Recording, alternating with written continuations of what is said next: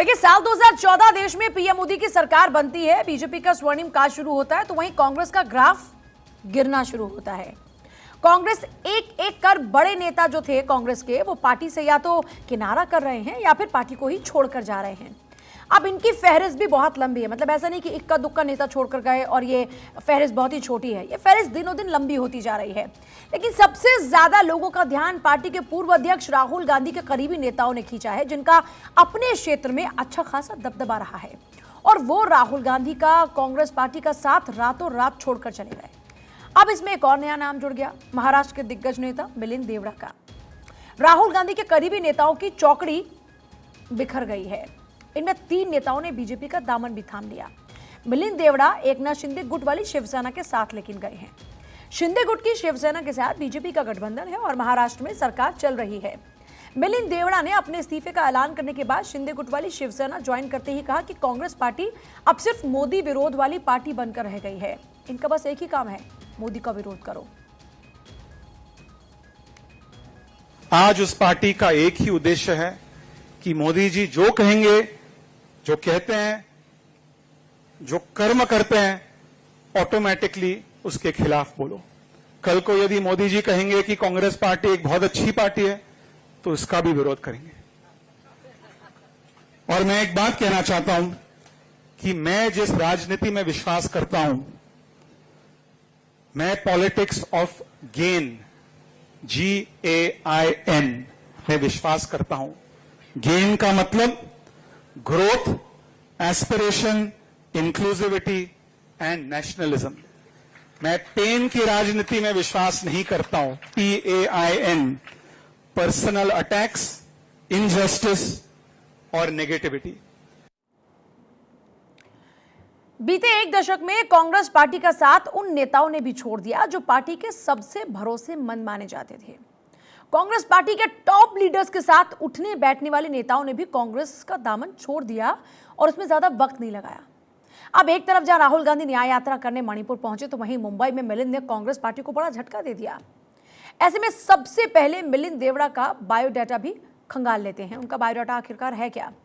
मिलिंद देवड़ा मुंबई दक्षिण लोकसभा सीट से 2004 और 2009 में सांसद चुने गए। हालांकि 2014 और फिर 2019 के चुनाव जब मोदी लहर चल रही थी, उस मोदी लहर में वो टिक नहीं पाए और उन्हें हार का सामना करना पड़ा दोनों बार। उस समय की शिवसेना के अरविंद सावंत ने उनको हराया था।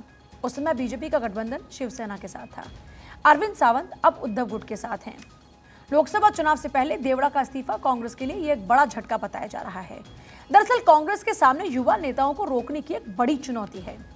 पार्टी जब तक एक झटके से उबर पाती है, तब तक दूसरा झटका पार्टी को लग जाता है। कांग्रेस की अंदरूनी कलह कई बार सार्वजनिक तौर पर भी सामने आ चुकी है, जिसका हालिया तौर पर जो डैमेज कंट्रोल तो कर लिया गया, लेकिन दीर्घकालिक समाधान खोजने में असफलता ही हाथ लगी। और अब जो बड़ा डैमेज कांग्रेस को हुआ, उसको लेकर कांग्रेस नेता प्रमोद कृष्णम का कहना है कि ये राम का श्राप लगा है। मतलब कांग्रेस ने रामलला की प्राण प्रतिष्ठा का जो न्योता ठुकराया, ये उसी का फल है। जो राम की बात करेगा, जो सच की बात करेगा, जो जमीनी हकीकत को बताने की कोशिश करेगा, उसको कांग्रेस छोड़नी पड़ रही है धीरे धीरे। मिलिंद देवड़ा का जाना बहुत दुखद और अफसोसजनक है और भगवान राम के मंदिर के निमंत्रण को जिस तरह से ठुकराने का काम किया है, तो मुझे लगता है कि भगवान राम का प्रकोप प्रारंभ हो गया है। कांग्रेस में राहुल गांधी के करीबी उनका साथ छोड़ रहे हैं, तो वहीं ये सूची लंबी होती जा रही है। अंदर खाने की ये बात भी अब सामने आ रही है, या फिर ये कह लीजिए कि अंदर खाने ये बात भी चलने लगी है कि राहुल गांधी के करीबी यंगिस्तान की टोली में अब सिर्फ सचिन पायलट ही बचे हैं। पहले ज्योतिरादित्य सिंधिया जुदा हुए थे। साल 2020 में ज्योतिरादित्य सिंधिया ने कांग्रेस से इस्तीफा दे दिया था। उनके साथ मध्य प्रदेश के 22 कांग्रेस विधायकों ने भी इस्तीफा दिया, जिसकी वजह से पार्टी की सूबे में सरकार तक गिर गई थी और बीजेपी ने दोबारा से सत्ता में वापसी की थी। यूपी के ब्राह्मण चेहरा रहे जितिन प्रसाद ने भी साथ छोड़ा। जून 2021 में जितिन प्रसाद ने कांग्रेस को अलविदा कह दिया। उनका कहना यह था कि उन्होंने कांग्रेस को किसी व्यक्ति या किसी पद के लिए नहीं, बल्कि इसके घटते वोट आधार और उत्तर प्रदेश के लोगों के बीच बढ़ती दूरी के कारण छोड़ा है। जितिन प्रसाद का परिवार 3 पीढ़ियों से कांग्रेस के साथ जुड़ा हुआ था। आरपीएन सिंह, यूपी चुनाव से पहले उन्होंने इस्तीफा दे दिया। साल 2022 जनवरी का महीना आरपीएन सिंह ने कांग्रेस को छोड़ दिया था। यूपी विधानसभा चुनाव से पहले पार्टी को एक बड़ा झटका लगा था। यहां तक पार्टी ने उन्हें स्टार प्रचारक भी बनाया था। पार्टी छोड़ने के बाद आरपीएन सिंह ने कहा था कि उन्होंने 32 सालों तक कांग्रेस में ईमानदारी से मेहनत की।